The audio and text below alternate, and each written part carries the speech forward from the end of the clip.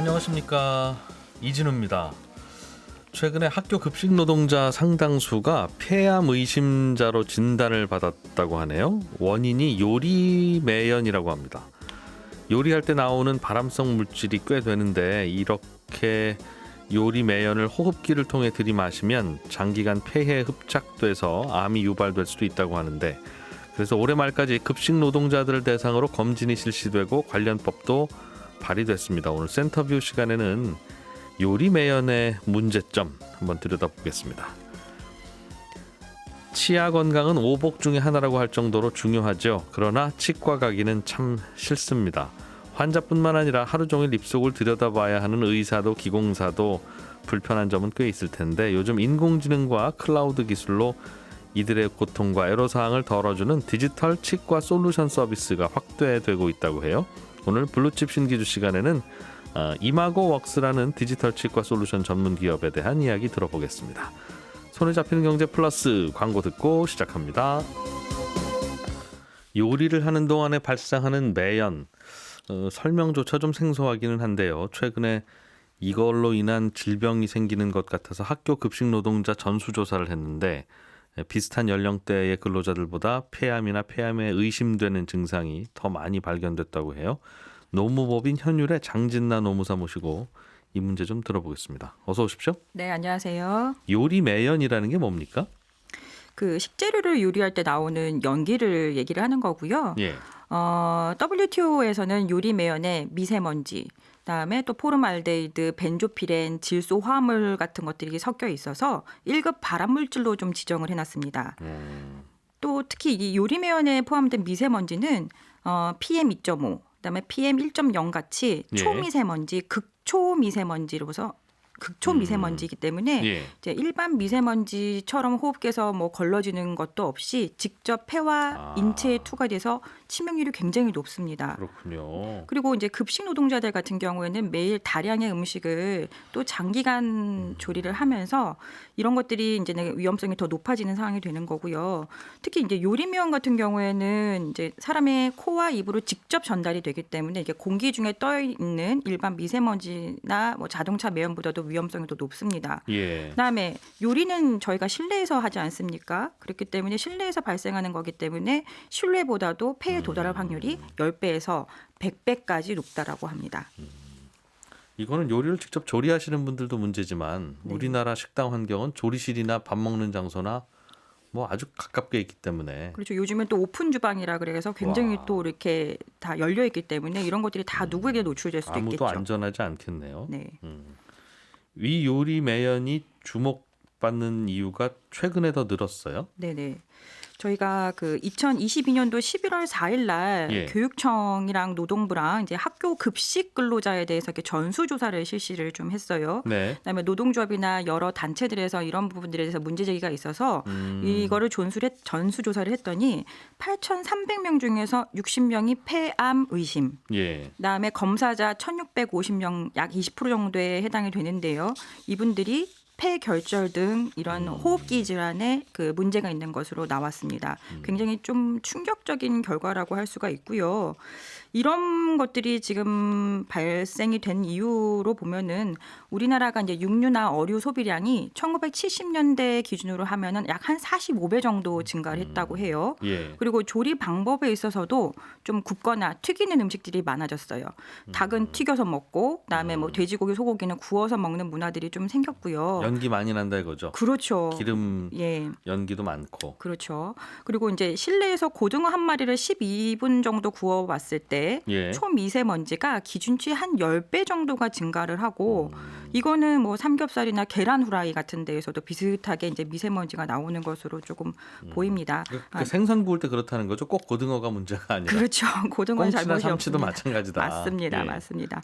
그리고 이런 것들은 지금 요리 매연은 최근에 이제는 뭐 미세먼지의 원인으로 얘기를 하고 있는 공장이나 뭐 자동차 매연 같은 그것으로 원인이 돼서 나오는 것들과 거의 비슷하고요. 서울시 같은 경우에는 21년도 그 결과들을 보면은 좀 음식점이 많거나 그다음에 직원 식당들이 많은 강남구나 구로구에서 특정 시간대, 예를 들어서 밥 시간 전에, 저희가 아침, 점심, 저녁 밥 시간 전에 이런 유리 매연들이 많아져서 미세먼지 그 첫 번째 원인으로 그렇게 나타나기도 했습니다. 미세먼지 원인 중에 하나가 네. 식당 모여 있는 곳들에서 이제 손님 받기 전에 그렇죠. 이것저것 조리하는 네네. 데서 나오는 그 연기다. 그렇죠. 자동차 매연보다도 훨씬 더 많다는 그래요? 거니까요. 예. 생각도 못하고 있던 미세먼지의 근원이네요. 그렇죠. 이제 사람들은 이런 부분들에서 이제 잘 인식을 하지 못하고 있었고요. 예. 아직까지 뭐 정부나 지자체에서도 이제 적극적인 대책이나 이런 것들을 마련을 해놓지 않았기 때문에 좀 이런 부분들에서는 좀 저희가 지금 신경을 좀 써야 될 것 근데 같습니다. 어떤 계기로 이게 이슈가 되고 문제가 불거졌어요? 지금 이제 1917년에 학교 급식 노동자가 이제 근로복지공단의 폐암으로 2017년에? 예. 2017년에 예. 폐암으로 이제 업무상재를 신청을 했습니다. 그래서 이제 이런 부분들에 대해서 이제 최초 이제는 저희가 좀 인지를 하게 됐던 거고요. 환경이 그러니까 조리하는 환경이 폐암을 일으킬 수 있는지를 조사했군요. 그래서 그렇죠. 그 사건 때문에. 네네. 그래서 그 근로자를 이제는 시작으로 해서 2018년도에는 3명, 2019년도에는 2명, 2020년에는 한 3명 요 정도씩 이제는 폐암이 인정이 되고 있었어요. 근데 2021년도 작년이죠. 저희 2021년도에는 48명으로 폐암으로 인한 조리실 그 노동자의 폐암으로 인한 업무상 질병이 인정이 되게 됐습니다. 그러니까 평소에는 두세 명씩 매년 두세 명씩 그렇게 이슈가 되고 인정되다가 작년에는 48명이 생겼다고요? 그렇죠. 그리고 이제 최근까지도 급식 노동자가 이제는 75명이 이제 산재 신청을 해서 그 중에서 이제 현재 승인이 된 것까지만 해도 50명이 되는 거고요. 올해도? 예. 작년 올해 갑자기 이렇게 늘어나는 이유는 뭘까요? 네, 저도 좀 그 점이 궁금을 했습니다. 그래서 구체적인 어떤 원인이나 역학조사에 대해서는 지금 발표가 되지는 않았는데 제가 좀 찾아보니 서울시에서 무상급식이 시작된 게 2011년도 5월이었습니다. 예. 그리고 의학적으로 폐암의 잠복기가 10년이라고 하거든요. 그러니까 무상급식이 시작이 된 2011년부터 10년이 지난 딱 시점이 2021년이었던 거죠. 슬슬 예전부터 쌓여 있는 게 드러나는 그렇죠. 것 같다. 예, 그래서 2021년도부터 지금 올해 년도 해가지고 쭉 계속해서 이제는 그 환자들이 늘어나고 산재 근로자들이 늘어나고 있는 거고요. 무상급식으로 이제 학생들이 이제 학습권이 좀 더 보장이 됐고 학부모님들은 좀 생활이 좋아졌어요. 하지만 도시락 안 사도 되니까. 그렇죠. 예. 근데 하지만 이제 10년 동안 조리 노동자들은 그냥 아무런 방비도 없이 요리면에 그대로 노출이 되어 있었던 거죠. 그래서 10년이 지난 지금 시점부터 최근 시점부터 이렇게 산재가 발생을 하고 있는 거고요. 그리고 조금 더 주목을 할 것은 10년 전에는 거의 모든 학교가 그 비용 때문에 급식 업무 자체를 외주화했어요. 위탁을 위탁을 했었던 것이고 그런 위탁을 하게 되면서 이제 비용 때문에 결국은 조리 근로자들의 이제 최저임금 정도에 맞췄고 그다음에 이런 업무 환경이나 산재 예방 이런 데에는 외주 업체도 학교도 관심이 좀 없었던 거죠. 언뜻 생각하면 환기 시설을 잘 해놨어야 됐을 것 같은데. 그렇죠. 근데 그런 부분들에 대해서는 관심조차 어떻게 보면 없었던 게 사실이고 그런 것 때문에 이렇게 지금 현재 10년 지난 뒤에 이렇게 발병이 되고 있는 것이기도 합니다. 그렇다면 내년 내후년 계속 급증하겠네요. 그동안 쌓여있던 잠복돼 있던 환자들이 나타난다는 뜻일 테니까 그렇죠. 그 가정이 맞다면. 그렇죠. 지금 그동안의 뭐 작업장 상황, 폐암의 잠복기 같은 거 고려하면은 이게 지금 단순하게 뭐 작년 올해 일만 되지는 않을 것 같습니다. 야, 그런데 이건 조리라는 게 안 하는 곳은 없잖아요. 여기 학교 급식 시설 이외에도 여기저기 있는 식당들, 심지어는 가정에서도 요리를 하면 그거 다 마찬가지일 것 같은데요. 다 그렇죠. 모든 사람이 어떻게 보면 문제라고 생각이 들고요. 그리고 최근에는 이제는 공공기관이나 병원, 요양시설, 그다음에 회사들도 이제는 급식시설들을 굉장히 많이 늘리고 있고 지하에 보면은 보통은 다 저희가 음식점들이 입점을 해 있지 않습니까? 그렇기 때문에 여기에서 일을 하는 근로자들뿐만이 아니라 보통 이제 회사나 건물에서 이제 일을 하고 있는 근로자들도 그런 회사 내의 그 요리 매연들 자체가 돌아다닐 거니까 굉장히 그런 부분에서는 똑같은 위험을 저희가 맞닥뜨리고 있다라고 봐야 되겠죠.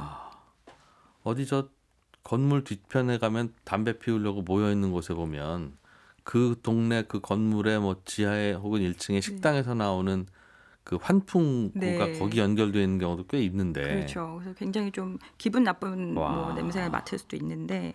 그래서 뭐 어차피 사람 사는 세상 음식 냄새 나는 게 뭐 어때 하고 그냥 서 있기도 하고 그렇죠. 그랬는데 네. 음식 냄새가 문제가 아니라 그렇죠. 조리 과정에서 발생하는 그런 요리 매연이 큰 문제네요, 건강으로는. 그렇죠. 네네네. 아, 그렇군요. 산재로 인정은 받고 있습니까? 네, 지금 한 70건 정도가 접수가 됐는데 이 네. 70건 중에서 뭐 한 건 정도를 놓고 빼놓고는 나머지는 좀 인정이 되고 있는 추세예요. 그리고 또 아직은 좀 심사 단계에 있어서 어느 정도까지가 뭐 승인이 되고 불승인이 될지는 아직은 불투명하지만 지금 이런 부분에서는 그 이제 고용노동부에서도 근로복지공단에서도 인식을 좀 하고 인정을 하고 있는 추세에 있는 거는 같습니다. 예. 오랜 동안 조리 업무에 종사하셨거나 그 근처에서 노출된 분이 혹시 폐병이 생기셨으면 네. 산업재해일 가능성을 이제는 많이 의심해 봐야 된다. 그렇죠. 그래서 펫CT 같은 것들을 꼭 찍어 보셔야 되는 것이고 검사를 미리미리 좀 해보셔야 되는 건데 예. 이제 이런 부분들이 이제 업무상 질병에 해당이 되려고 하면 즉 산재 보상을 받기 위해서는 네. 또 녹록치 않은 좀 현실적인 부분들이 있습니다. 산재보상보험법에서 업무상 질병이란 업무 수행 과정에서 물리적인 인자, 분진 등 건강장애를 일으킬 수 있는 요인을 취급하거나 그거에 노출돼서 발생한 질병 모두를 말을 하는데요. 근데 이러한 그 업무 수행 과정에서 이러한 유해 인자에서 폐병이 발생을 했다라는 것 자체를 입증하려면, 의학적으로 또는 법률적으로 굉장히 입증을 해야 되는데 그런 입증 자체가 사실은 굉장히 어려워요. 아니, 환경이 그러면 그럴 가능성이 있다고 연결해서 유추하지는 않습니까? 당연히 그렇게 인정이 되는 것은 아니고요. 그래서 실제 제가 사건을 좀 하다 보면은 그런 것들이 인정을 받기 위해서 이분들이 이제는 급식실에서 만든 음식, 즉 급식 식단표 이런 것들을 다 받아서 몇 년치를 받아서 거기서 튀김 업무, 구이 업무, 볶음 업무 이런 것들을 다 분류를 해내고 그래서 이러한 것들을 그 근로자가 담당 업무가 모였기 때문에 그다음에 몇 년 동안 일을 했기 때문에 하루에 몇 시간 일을 했기 때문에 이런 것들이 발병이 됐다라는 것들을 다 세부적으로 입증을 해야 됩니다.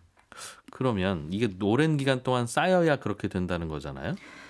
쌓이기도 쌓여야 되는 것이고요. 그다음에 이 지금 요리매연 자체가 초미세먼지거든요. 그래서 이것들을 장기간 오래 당연히 노출이 된다라고 하면 당연히 병이 생기는 것은 당연하겠지만 이 자체가 굉장히 바로바로 이제 직접 폐나 장기에 이제는 들어오는 거기 때문에 그게 위험성이 아직은 밝혀지는 의학적으로는 더 밝혀지지는 않았지만 좀 더 다른 인자들보다 좀 더 위험할 거라고 생각이 들어요. 그래서 잠깐 단기간에 노출이 된다고 하더라도 위험성은 있을 것 같습니다. 혹시 이런데도 불구하고 산재 인정을 못 받는 케이스들도 가끔 있을 것 같은데. 네, 그 급식 노동자들이 대부분 다 50대, 60대 여성이거든요. 근데 이 50대, 60대 여성에서 나오는 질병들이 좀 갑상선 유방암 이런 것들이 많아요. 그래서 예를 들어서 폐암이 직업성 암에 해당이 되기 위해서는 전이에 의한 폐암이 돼야 되는 것이 아니고 원발성 암이어야 돼요. 그래서 갑상선 유방암 같은 것들이 먼저 생겨서 동시에 폐암이 생기는 경우라고 한다면 불승인될 확률이 굉장히 높습니다. 전이로 볼 수 있다. 네네. 혹시 보통 이런 경우에는 여기저기 다니는 분들도 있을 거 아니겠습니까? 1년씩 옮겨 다니면서. 그럼 지난 10년간 10곳의 식당과 혹은 조리실과 이런 데서 일하셨다. 근데 폐암이 발병됐고 인과관계는 있을 것 같아요. 그러면 지난 10곳의 식당 주인들 중에 누가 그 산재는 그 원인과 무관한 국가에서 해주는 거니까? 네네. 그렇지만 이제는 산재가 발생한 사업장은 맨 마지막에 근무를 했던 곳을 기준으로 합니다. 그러니까 10군데라고 하면 10군데의 사업주가 다 그 산재에 대한 책임 있는 사업주가 되는 것은 아니고 맨 마지막에 일을 했던 사업장의 사업주가 되는 것이고 물론 국가에서 보상은 나오지만 책임의 주체 자체는 사업주는 마지막 사업장이 됩니다. 뭔가 예방을 하기도 해야 될 것 같고 워낙 보편적으로 발생하는 일이라서 이건 전국의 식당에 이런 거 다세요 하는 그런 결과가 이어질 수도 있을 것 같은데 맞습니다. 이걸 좀 예방할 방법이 있나요? 우리나라 이제 그 산업안전보건법이라는 법이 있거든요. 근데 그 산업안전보건법에는 사업주의 보건 조치 의무를 규정을 해놓고 있어요. 그래서 이러한 그 요리매연 같은 가스나 증기 분진, 흉 이런 것들에 의해서 그 사업주는 근로자들에게 건강 장애가 발생하지 않도록 또 환기 등 적정 기준을 유지하지 않아서 건강 장애가 발생하지 않도록 예방하는 조치를 해야 된다라고 규정을 하고 있고 이런 예방 조치를 하지 않아서 만약에 근로자가 사망을 하게 된 경우에는 7년 이하의 징역, 1억 원 이하의 벌금에 처하도록 그렇게 규정은 되어 있습니다. 근데 이러한 보건 조치 의무가 어떻게 해야 되는 건지에 대해서는 세부 뭐 시행령이나 시행 규칙에 그렇겠죠. 규정을 하게끔 되어 있는데 제가 이 지금 이 요리매연에 대한 내용들을 보면서도 너무 제가 놀라웠던 거는 시행령이나 시행 규칙에 굉장히 구체적인 기준이 없어요. 이게 산재가 되리라는 생각을 못하고 만든 그렇죠. 법이겠죠. 네. 그래서 그 산업안전보건법 하위 규칙으로 산업안전보건 기준에 관한 규칙에 보면은 그 미세먼지가 나오는 분진 작업이 뭔지는 규정을 해놨는데 네. 그 분진 작업에는 대체적으로 토사나 암석 같은 것들을 채굴할 때 갱내에서 하는 작업들, 네. 그다음에 공장에서 뭐 유해 가스를 취급할 때 하는 작업들 이런 정도만 규정이 되어 있고 네. 요리 매연이나 급식실에 대한 내용들에 대해서는 전혀 규정이 없습니다. 야, 공장 같으면 어쩔 수 없이 그런 거 달기라도 달고 네. 그걸 매출에나 가격에 반영해서 할 수 있겠습니다만 이건 하려면 전국의 모든 식당이 다 해야 되는 거 아니겠습니까? 그렇죠. 그래서 많은 비용들이 들기는 하겠죠. 하지만 이제 일단은 그런 비용을 떠나서 사람들의 안전, 생명이 더 우선이기 때문에 네. 이런 규정을 만들어야 되는데 이런 규정들이 없고 특히 좀 더 말씀드리고 싶은 거는 환기 장치에 대해서 아까 말씀드렸던 규칙의 그 내용들이 좀 규정이 되어 있긴 있는데 예. 환기 장치, 뭐 후드, 덕트, 배풍기, 배기구 뭐 이런 것들에 대해서 내용들이 있는데 구체적인 기준 이것도 또한 없고 예를 들어서 후드에 대해서는 포위식이나 부스식으로 설치라고 규정이 되어 있습니다. 포위식이라는 것은 이제는 작업자의 머리 위에서 큰 그 환기구가 이제 있는 형태로 그 하라는 건데 일반 음식점들에 보면 이런 것들이 있기도 있어요. 있기는 있으나 네. 위로 머리 위로 올라가기 전에 내 코로 먼저 들어올 거 아니겠습니까? 그렇죠. 그 부분이 이런 그 급식실에 있는 요리 노동자, 조리 노동자들에게는 맞지 않는 기준이라는 거죠. 이거는 잘 빨아들이고 배출할 때도 함부로 바깥으로 배출하면 또 마찬가지로 지나다니는 사람이 또 마시는 거니까. 그렇죠. 그것도 막아야 될 텐데. 예. 그래서 이제 그런 부분들에 대해서는 조리 노동자뿐만 아니라 이제는 그 이제 지나가는 뭐 사람들 이런 사람들한테도 이게 요리매연의 발암 물질이기 때문에 기업에서 이것들을 정화시켜서 내보내는 것 자체가 필요한 거거든요. 그래서 근데 기업이 아니잖아요, 식당은. 그렇죠. 이제 그런 부분에서는 네. 기업이 아니고 이제 뭐 영세한 사업장들이 있을 수 있어요. 근데 그런 사업장들에서는 그래서 국가가 먼저 나서서 이런 부분들에서 비용을 지원을 해주는 게 많고요. 일부 지자체들에서도 보면은 지금 음식점들의 영세 음식점들의 그 후드나 환기 시설에 대해서 노후화된 거에서 교체하는 비용을 지원을 하고는 있거든요. 근데 그런 걸 단순하게 교체를 해야 될 것이 아니라 저감 장치를 좀 달아서 정화해서 내보낼 수 있게끔 그렇게 좀 만드는 것이 필요하죠. 요리를 우리나라만 하는 건 아닌데 다른 나라는 이런 문제가 없었습니까? 네, 그 세계적으로 육류를 가장 많이 소비한다고 하는 미국에서 이런 것들에 대한 이런 것들에 대한 그 인식이 있었었고 규제 이런 것들을 만들어 놓고 있었습니다. 그래서 예를 들어서 그 지금 샌프란시스코 같은 경우나 그다음에 뭐 캘리포니아 이런 데에서는 뭐 예를 들어서 일주에 뭐 육류를 얼마큼 소비하는 식당이나 이런 데에서는 저감 장치를 만들어서 부착을 해야 된다라는 제재나 이런 것들을 만들어 놓고 있고요. 지원도 조금 하고 있는 것으로 보여집니다. 그렇군요. 아직은 뭐 언론에서도 자주 다루지도 않고 해서 우리가 인식 못하고 있는 건데 실제로 이런 통계나 결과가 나오고 있다고 하니까 조만간 큰 문제가 되겠네요. 그렇죠. 그래서 좀 지자체 중에서 알겠습니다. 또 성남시나 이런 데서 조금 그 나서서 좀 하고는 있는 것 같아요. 하지만 적극적인 좀 대응은 좀 미흡한 것 같습니다. 노무법인 현율의 장진나 노무사였습니다. 고맙습니다. 네, 감사합니다. 저희는 2부에서 돌아옵니다. 블루칩 기업들의 이슈와 그 이면의 이야기를 살펴보는 블루칩 신기주 시간입니다. 오늘은 인공지능을 기반으로 한 디지털 치과 솔루션 전문 기업 한 곳을 살펴볼 텐데요. 더밀크 코리아의 신기주 부대표와 함께합니다. 어서 오세요. 네, 안녕하세요. 저는 뭐 하는지 잘 모르겠습니다. 인공지능을 기반으로 네. 디지털 치과 솔루션을 제공한다. 이게 참. 치과에서 쓰는 뭔가를 만드는 것 같긴 한데. 그러니까 이게 내년에 가장 중요한 기술 트렌드 딱 물어보니까요. 다들 전문가들 얘기하는 게 딥 인공지능, 뭐 딥 AI라는 거예요. 인공지능이 너무 중요한데 이 문제가 뭐냐면 어디서나 갖다 붙이면 되는 것 같은 그 기술 용어이기도 하잖아요. 근데 생각보다 치과에서는요. 인공지능하고요. 그리고 3D 프린팅이라고 하죠. 이것도 왜 굉장히 트렌디한 기술 용어잖아요. 이렇게 만들어줘 하면 하면서 만들어주는 거. 가루를 뭉쳐서 만들어주죠. 맞아요. 그리고 이제 3차원 스캐닝 뭐 이제 이런 몇 가지 기술 용어들이 저희가 알아보니까 현장에서 가장 빨리 적용되고 있는 가장 빠르게 바뀌는 분야더라고요.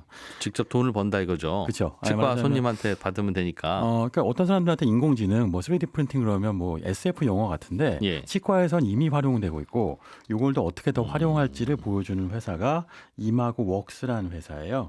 이게 최근에 100억 원 투자를 받았는데 오늘 입동이잖아요. 그러니까 겨울인데 이가 시린 겨울이죠. 정말 투자에 이가 시린 겨울인데 여기서 100억 원 투자 받았다는 거는 일단 뭐 어렵지만 아시다시피 어려울 때도 괜찮은 회사들한테 미리미리 씨드를 뿌리거든요. 그러니까 여기 투자 받았다는 게 의미가 좀 있는데 뭘 만들어주는 회사입니까? 뭘 하냐면요. 한마디로 이렇게 설명하면 될 것 같아요.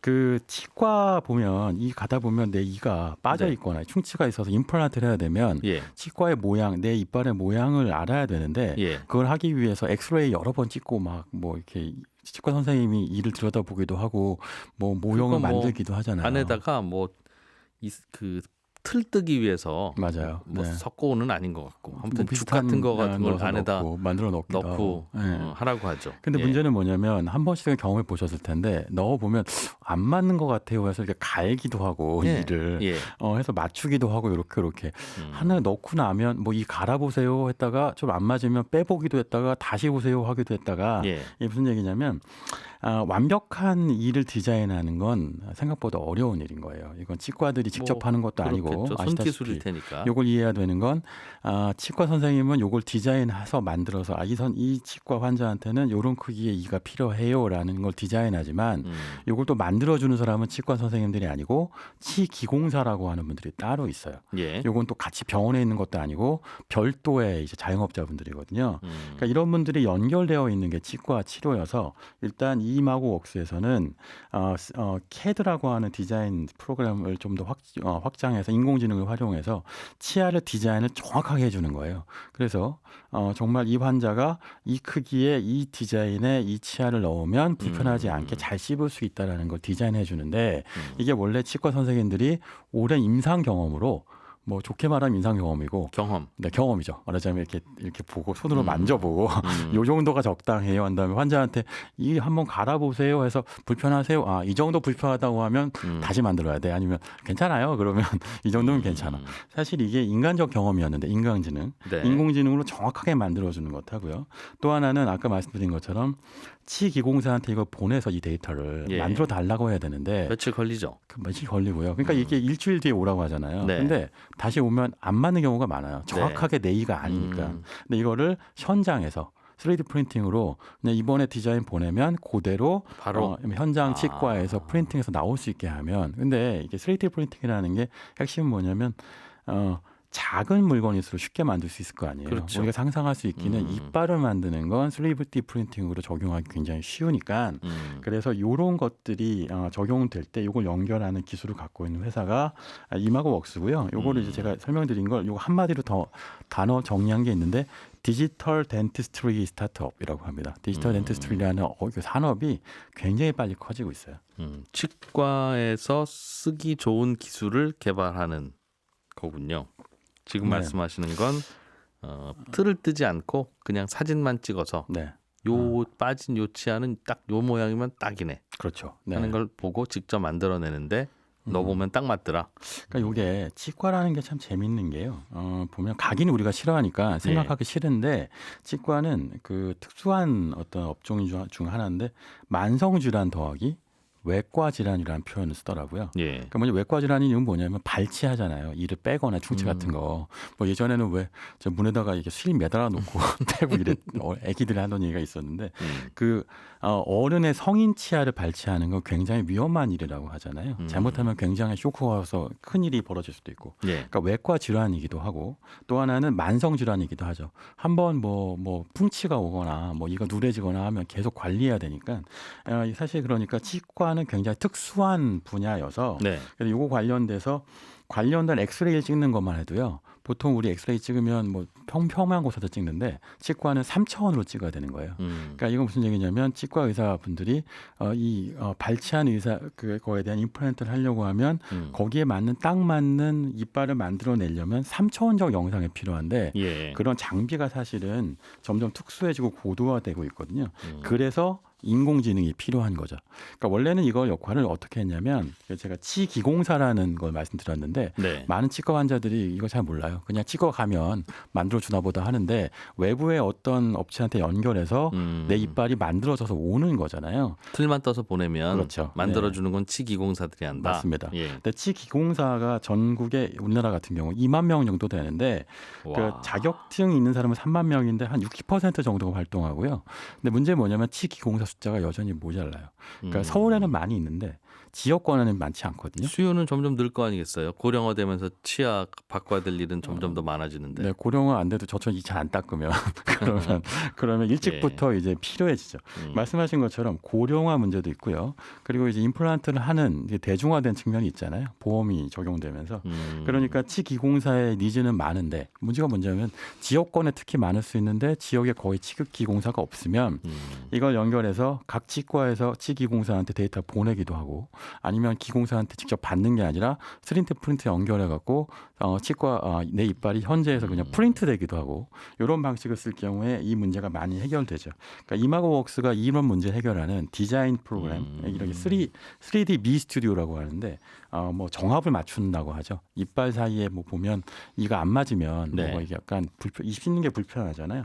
정합 맞추는 거 그리고 보철물을 디자인하는 것. 뭐 지금 쭉 말씀드린 이빨 디자인하는 솔루션인 게 3D 미 크라운이라고 하는데 이런 프로그램 갖다 놓고 교정하고 진단하고 틀니 만들고 임플란트하고 뭐 이런 걸 해결하고 있어요.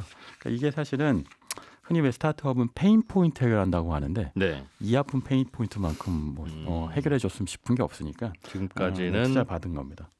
틀을 떠야 되고 뜬 틀을 또 치기공사한테 보냈다가 받으려면 또 시간 며칠 걸리고 그렇죠. 네. 그 사이에 또 인공치아 같은 거 보조로 하나 끼고 다녀야 되고. 근데 그게 쓰신 분들은 다 아시다시피 내 이의 색깔과 굉장히 달라요. 그러니까 임시치아라고 하는 것은 지나치게 하얗거나 그 사람 색깔 같지 않으니까 그러니까 하다 보면 특히 여성분들은요 요즘 심미적인 치과 치료에 굉장히 관심이 많은데 근데 3D 프린팅으로 바로 디자인해 갖고 낄 수 있다면 네. 그러면 사실 내 치아 색깔과 시간을 똑같죠. 절약해주고 심미적이고 그 심리적 안정감도 줄 수 있습니다. 그렇군요. 치기공사 인건비도 치과는 절약할 수 있고 물론 이 솔루션 가격을 치러야 되겠으나 맞아요. 일단 한번 투자하면 뭐 경제적인 효과도 나올 뿐만 아니라 예. 치기공사분들 입장에서 봐도 사실은 기업화될 수 있는 여지도 있어서 사실 이 기술이 굉장히 활용도가 높죠. 이게 투자가 많이 되고 있는 이유가 있는 겁니다. 그러니까 인공지능과 3D 프린터가 결합해서 되는 거면 지금이야 몇몇 회사들이 하지만 앞으로는 많은 회사들이 이 기술에 도전하고 또 흔해지겠네요. 네, 사실 요 관련돼서 이마고웍스도 있지만 관련된 이런 디지털 덴티스트리 관련된 스타트업이 꽤 있어요. 예를 들면 그 이노바이드라는 회사가 있는데 여긴 치과 의사분들이 창업한 회사인데 뭐냐면 치과하고 치기공사를 연결해 주는 거예요. 예. 근데 이게 그러니까 가끔 보면요, 그 치과 치료 오래 받으신 분들은 이런 경험이 있는데 치기공사분들이 직접 와서 치과 선생님 옆에서 내 이를 이렇게 보고 있는 순간들도 있거든요. 그래요? 이렇게 보면 이게 정말 이를 만들어야 되는데 정확하게 딱 만들어야 되면 어떻게 하냐면 치기공사 불러요. 그래서 이렇게 만들어 주세요라고 나는 이를 벌린 상태에서 치료를 받게 되는데 이건 무슨 얘기냐 거꾸로 얘기하면 굉장히 아날로그적 방식이라는 거예요. 네. 그러니까 치과 선생님이 이렇게 만들어 주세요. 대충 요 정도 그러면 치과 기공사가 또 경험이 경험이 있으면 이렇게 만들어요. 이런 그러니까 대중인 건데 요거를 이 덴트 링크라고 하는 걸 통해서 정확한 디지털 정보를 보내주는 거예요. 그래서 정확하게 찍은 건 몇 미리, 몇 센치 이렇게 보내주는 걸 해결하는데 요 이마고웍스는 그걸 더 디자인을 더 넣어갖고 이제 인공지능까지 넣어갖고 정확하게 해결해 준다면 덴트 링크는 이걸 연결하는 것까지 해결해 준다는 거고. 연결이라면 치기공사한테 보내준다. 그렇죠. 메일이나 네. 이런 걸로. 보통 이전에는 이메일 뭐에서 엑스레이 사진 보내주거나 네. 아니면 와서 전화로 뭐 한다거나 와서 보신다거나 이런 방식이었는데 점점 이런 아날로그 방식을 디지털 방식으로 바꾸는 거죠. 그러니까 치과에 관련된 걸 이해하면 이런 분야가 굉장히 갈급하다는 걸 알게 되고 그런 거 관련된 투자도 이루어지고 있는 겁니다. 뭐 아크리얼이라는 회사는 지금 디자인하는 거 스캐닝으로 하는 회사고 예. 이마고웍스는 그걸 다 묶어서 이제 이런 걸 생산하는 것까지 하는 회사고 이렇게 다 섞여 있죠. 기술들이 자꾸 발전하고 있네요. 이 시장이 그래도 직접 바로바로 돈이 되는 시장이라고 보나 봐요. 인공지능 개발해서 알파고 만들어 봐야 그거. 그렇죠. 예, 바둑 두는 거는 바둑 두는 거야. 그 상금이 얼마나 되겠습니까? 그 해봐야. 네, 그거는 엔터테인먼트에 해당되고 네. 우리한테 정말 아픈 부분을 해결해 줄 수 있는 부분이 뭐냐라고 봤더니 이 부분인데요. 아까 잠깐 고령화 말씀해 주셨는데 진짜 치과 치료관 시장 자체가 전 세계적으로 한 171억 달러쯤 된대요. 네. 굉장히 커지고 있고 특히나 그 중에서도 뭐 정말 임플란트 시장 같은 경우는 아시다시피 지금 대중화되어 있는 시장이잖아요. 그러니까 보면 원래는 외국 회사들이 임플란트 시장에 가져갔었는데 한국 회사가 이제 싹 다 가져가고 있고 거기에 이제 건강보험 적용되면서 대중화가 되었는데 이러다 보니까 이제 임플란트를 좀 더 이제 편하게 할 수 있는 방법이 이런 네. 이마고웍스 같은 방식인 거죠. 근데 이게 이 이마고웍스란 이름 자체가 그 이미지 더하기 웍스거든요. 이마고가 이 라틴어의 이제 이인데 이마고웍스는 그 키스트라고 하죠. 그 한국과학기술연구원에서 이제 스피노프라고 하는데 거기서 연구하던 연구원 분들이 관련된 기술을 갖고 나와서 창업한 회사예요. 그러니까 메디컬 IT라고 하는데 관련돼서 제공하고 있는 기술들 보고 거기서 인공지능하고 3D 프린팅을 연결할 수 있다고 하니까 이번에 100억 원 정도 투자를 받는데 성공한 거죠. 예. 설명 듣기로는 환자가 오면 입 좀 벌려보세요 한 다음에 촬영을 하겠죠. 촬영을 해서 네. 그거를 3D 프린터와 연결하면 그 촬영된 그 사진으로 어느 정도 딱 어떻게 그리면 되겠는가를 소프트웨어가 알아서 만들어서 네. 할 텐데 인공지능은 언제 개입하는 겁니까? 그게 이런 거예요. 보통 요즘이요. 그 컴퓨터 프로그래밍 보면요. 예. 그 실리콘밸리에서 가장 많이 하는 얘기가 뭐냐면 내가 원하는 것을 자연어로 넣으면 그러면 나머지는 완성해 주는 프로그래밍을 하거든요. 예. 그러니까 왜 우리가 보통 휴대폰 쓰다 보면 그런 경험 많이 하는데 문자를 보내요. 많이 보내고 나면 내가 자주 쓰는 문자가 네 감사합니다 이런 문자면 감이라면 쓰면 합니다라는 걸 누르잖아요. 네. 나머지 합니다는 인공지능이 해주는 거죠. 그러니까 나의 행동 패턴을 판단한 다음에 그 안에 빅데이터가 있는 거죠. 그걸 통해서 나머지 문들을 채워주는 것. 그러니까 요즘 프로그래밍, 코딩이라고 하는 것도 똑같아요. 말하자면 내가 원하는 걸 첫 글자만 넣으면 나머지 코딩 프로그램에 원은 다 넣어줍니다. 그게 혁신이라고 표현되는 것인데 지금 이 인공지능이 합되는 것도 마찬가지예요. 이 정도 크기의 일하면 이런 모양의 이런 디자인이 필요하다는 데이터가 있으면 그걸 통해서 가장 흡사하고 유사한 형태의 가장 안정적인 디자인을 미리 해주는 거죠. 물론 그런 다음에 치과 선생님이 이 환자는 약간 거기서 보정이 필요해라고 하는 이른바 인공지능이 기본 디자인을 해주고 인간 지능이 나머지 보정을 해주는 방식의 디자인을 하면 네. 훨씬 빠르고 정확한 디자인을 할 수 있다고 하는 겁니다. 그렇게 해서 요 인공지능 더하기 인공지능의 협업이 이루어지는 거죠. 내 입 안에서요. 네. 그렇군요.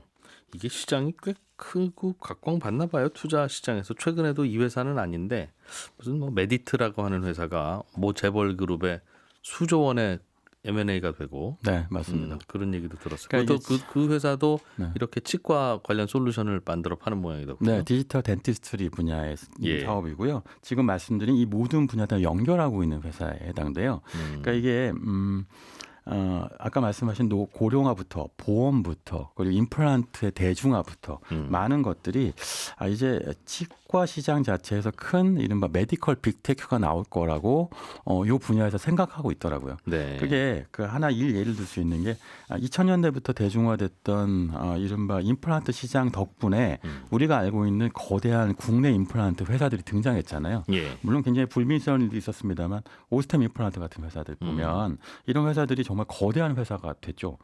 근데 앞으로 나올 시장은 말하자면 이런 곳들을 한 방에 연결해서 이제 그냥 일을 심어주는 것만이 아니고 정확하게 또 아름다운 신미적인 일을 만들어주는 시장이 생길 것이다라고 예. 보고 있고요. 그런 시장의 투자가 이제 막 이루어지고 있는 것인데 거기에 이제 가장 최종적인 단계의 투자는요. 제가 보면 이제 아까 3D 프린팅이라고 했죠. 그 시장 자체의 투자가 많이 이루어질 겁니다.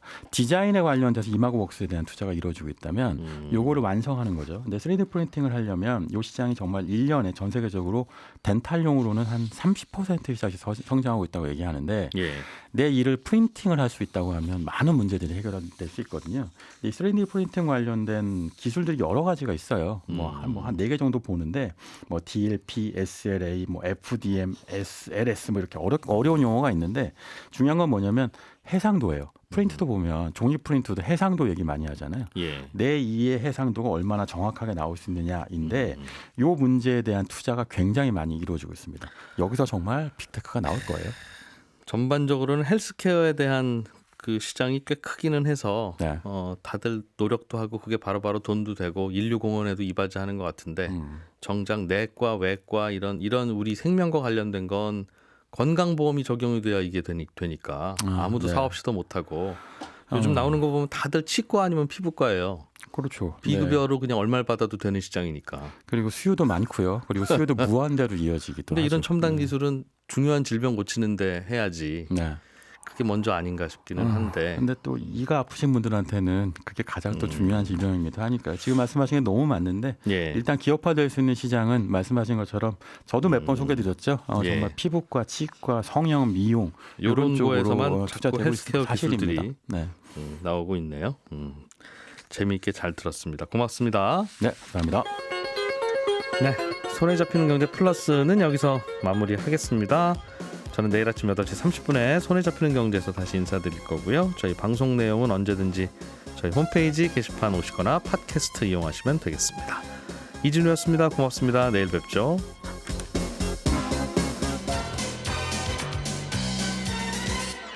더 깊고 더 재미있는 경제 이야기 이진우의 손에 잡히는 경제 플러스.